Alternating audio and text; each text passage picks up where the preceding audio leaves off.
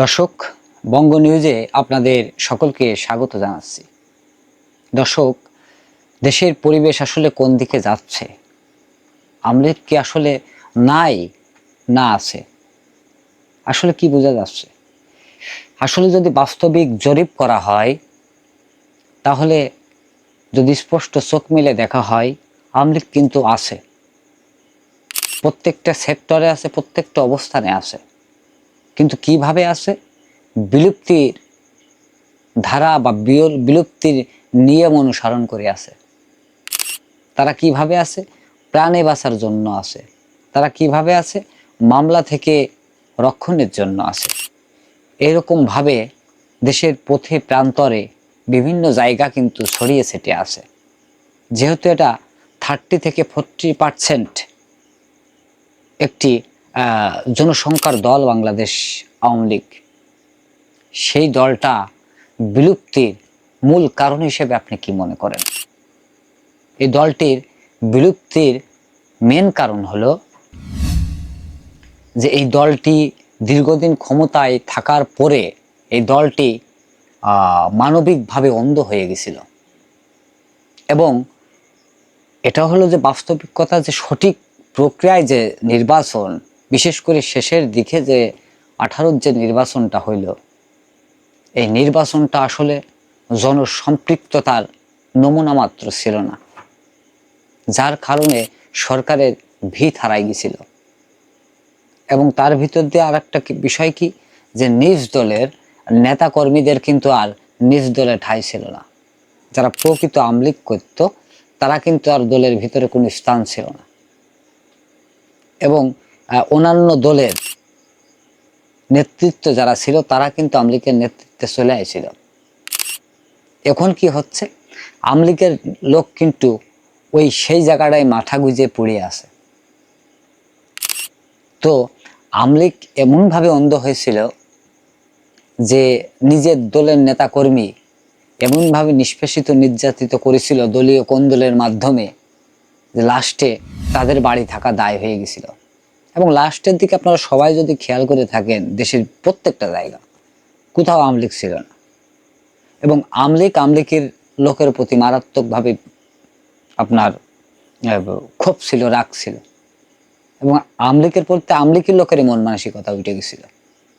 এবং সাধারণ মানুষেরও কিন্তু মারাত্মক একটা জ্বালার ভিতরে তারা নিয়ে গেছিল। যারা আওয়ামী লীগকে একনিষ্ঠভাবে ভালোবাসে তাদের ভিতরেও ঘৃণার সৃষ্টি হয়ে গেছিল কিছু ব্যক্তির আচার আচরণে। এবং দলীয় প্রভাবকে কাজে লাগিয়ে তারা এরকম কোনো দুর্নিয়ম বা অনিয়ম নেই যে তারা করেনি। একটা ওয়ার্ডের যদি একটা নেতা থাকে, সেই ওয়ার্ডের নেতা 4-5 জন বা অন্যান্য নেতা, তারা এরকম হয় যে ওয়ার্ডের যে জায়গা জমি আছে অতটুকু বেঁচে দিয়ে খাইয়ে ফেলাই দিতে পারলেও ভালো লাগে, এরকম একটা অবস্থানে চলে আসছিল। তারপরে আপনার জনপ্রতিনিধিদের একজন নেতৃত্ব যখন থাকে, তার অবস্থান কিন্তু খুবই শক্তিশালী থাকে, কিন্তু শক্তিশালী ছিল না।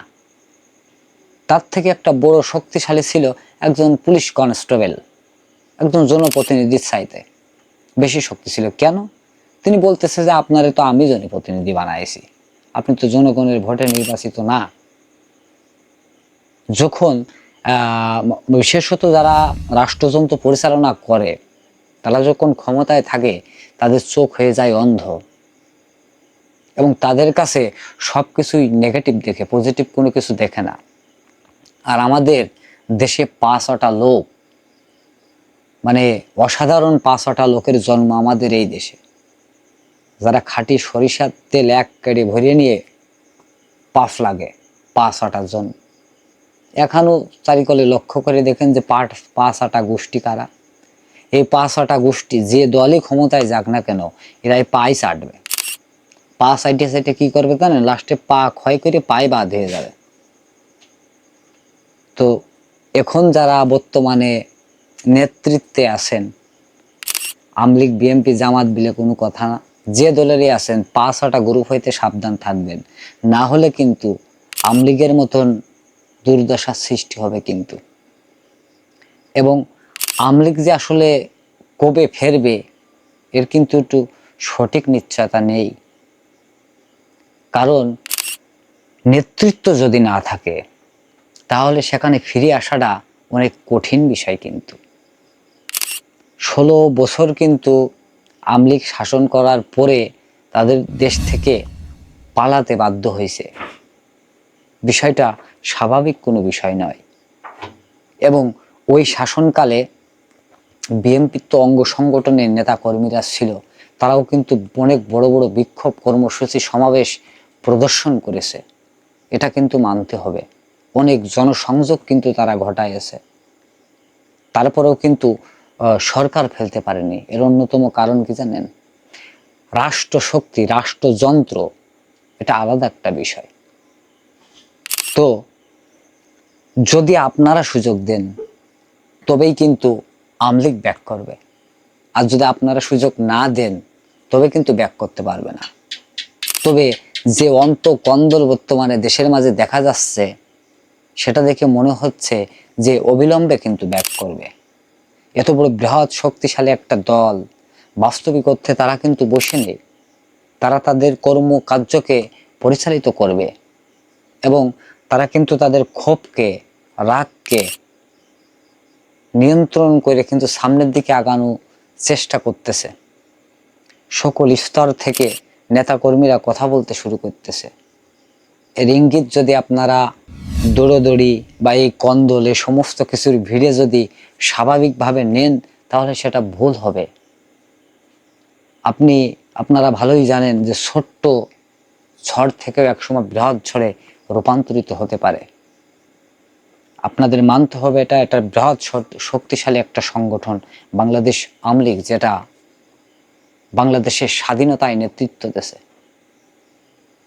তা আসলে আরেকটা কথাও বলে রাখা ভালো যে বাংলাদেশ বিএনপি এখনো পর্যন্ত আছে বলে অন্তত বাংলা ভাষায় মনে হয় কথা বলা যাচ্ছে এবং ৭১-এর চেতনা কিছু হলেও বাইসে আছে। না হলে হয়তো সেতটুকু আর থাকতো না। তো অবশ্যই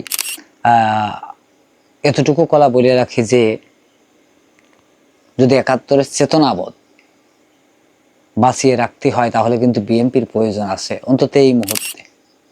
কারণ আওয়ামী লীগ তো অ্যাবসেন্ট, তারা কবে আসবে, কিভাবে আসবে সেটা কিন্তু আর নিশ্চিতভাবে বলা যাচ্ছে না। যদি স্পেসিফিকলি আমাদের দেশের ভিতরের সংগঠনগুলা যদি সুযোগ দেয় তাহলে চলে আসবে।